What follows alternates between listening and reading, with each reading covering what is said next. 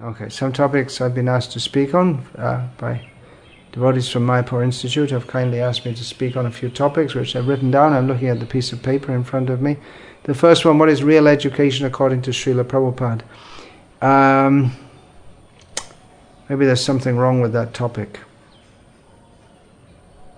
What could be wrong with that? Well, not exactly wrong, but Srila Prabhupada, as a genuine guru, taught that it's not according to him, it's not what he says, that is the ultimate evidence, praman, but what is in Shastra. So he would always say, according to Shastra this, according to Shastra that. I believe that many of the misunderstandings surrounding our movement are because we don't always, as Srila Prabhupada himself stated when he was commented in Sri Chaitanya Charitamrita on the Guru Sadhu Shastra Bhaka Chitete Korea Oika, on this stanza from Narottam Das Thakur, that Srila Prabhupada wrote that Shastra is the center, so we don't always do that. Srila Prabhupada came as a representative of Shastra, highly empowered, is authoritative for us, his followers. He explains Shastra to us, but still we should remember that Shastra is the center. So in Shastra there is much discussion of education. Vidya Bhagavatavati, the ultimate limit of knowledge is Srimad Bhagavatam. In the Upanishads we have a discussion of Paravidya and Aparavidya. Both, it means transcendental knowledge and non-transcendental knowledge. Both, the descriptions even of what is material knowledge, that's mostly also from Shastra. That means the Vedangas and much in Shastra is also material. So what is real education, according to Srila Prabhupada? He often stressed, the first thing to understand is that we're not the body. What is the difference between the body and the soul? Srila Prabhupada so many times said that there are so many big educational institutions in the world, but they don't teach the beginning of education, as we find Krishna began his education in Bhagavad Gita by teaching the difference between the body and the soul. Actually, that was the first teaching of Krishna in the Bhagavad Gita, but before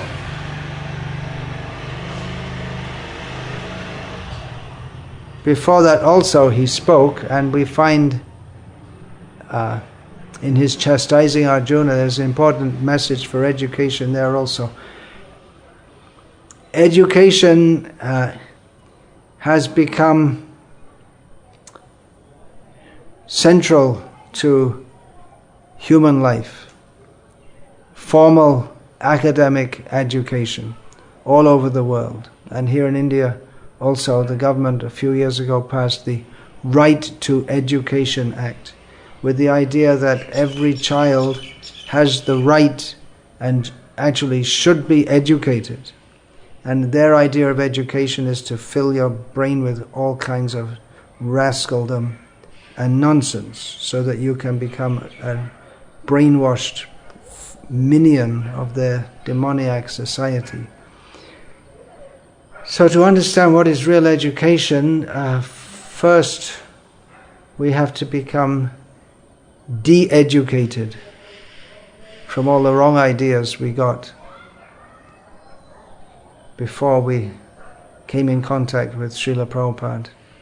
What goes on in the name of education is misleading. Bhaktivinoda Thakur famously said, Jaro vidya jato maya bhaibav tomar bhajane baddha mohajanamaya anitya sangsari jeev ke kare gadha. Materialistic knowledge is simply a display of maya, of illusion, and it's an obstacle in Krishna, in worshipping Krishna. In this temporary material world, it simply gives rise to illusion and turns the jiva into an ass. Just like the ass carries heavy weights which are of no use to him, so the foolish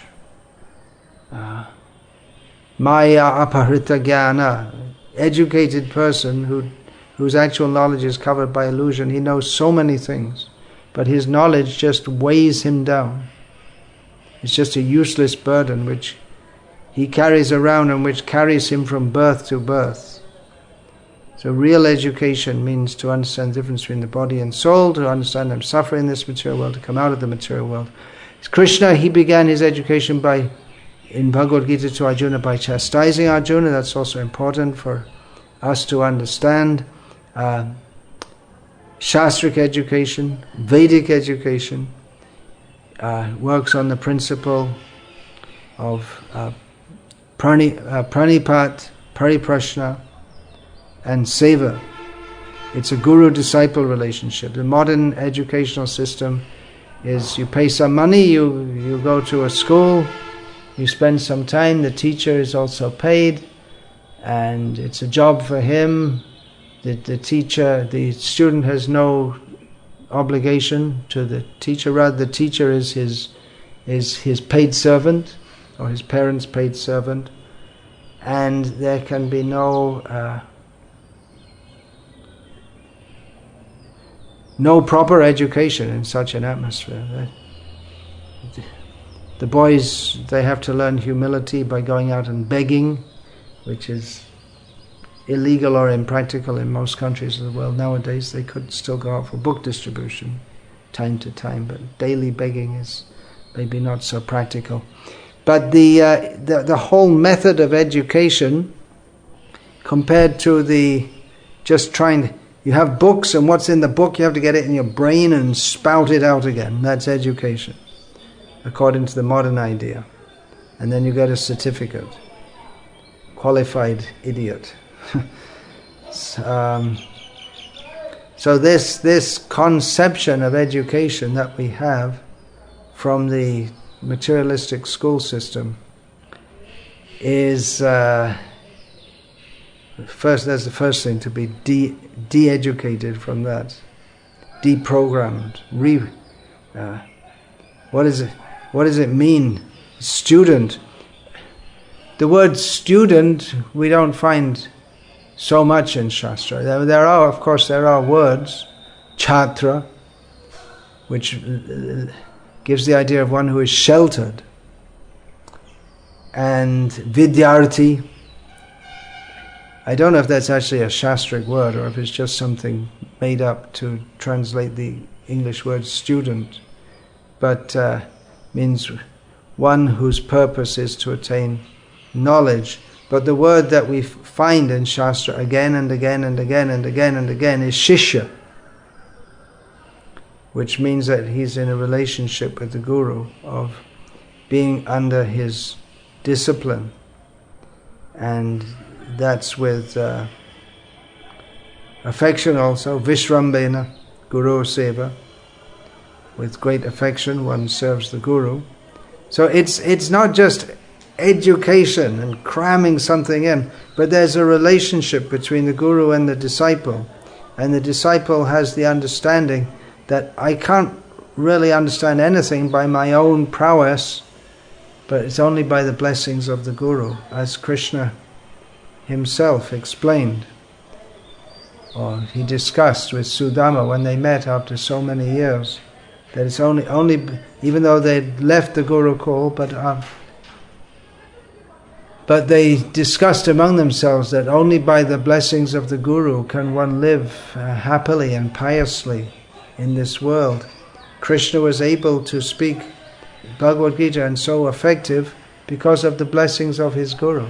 Sandipani Muni blessed him that whatever you say, that will remain respected and extend in human society forever. So by the blessings of his Guru, the Bhagavad Gita became so prominent in human society. That's, of course, you may say, well, it's Krishna speaking, therefore, but Krishna himself submitted himself to a guru. So, in education, this is really the way it's done. If there's going to be a spiritual exchange, the guru-disciple relationship has to be established. Otherwise, even studying Shastra, we're more likely to get an opposite effect.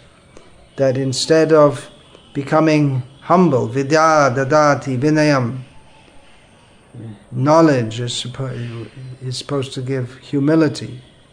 One has to be humble to even begin to accept knowledge, and the result of actually becoming knowledgeable is that one becomes humble. So, and we'll have to see if it's not just a matter of amassing information, but it's Vedic education is meant for character building. The disciple has to perform service. The guru has to take interest in the disciples, and not just in their learning, but in their whole life and their spiritual development, their character. This is how Vedic education works. It's the Gurukul system. So the importance of Shastri, education means, it says here, the importance of Shastric education. Education means Shastric education. Otherwise you could call this training to be an engineer, Shudra. Education, well, I guess you could call it that. It's the perverted reflection of actual education.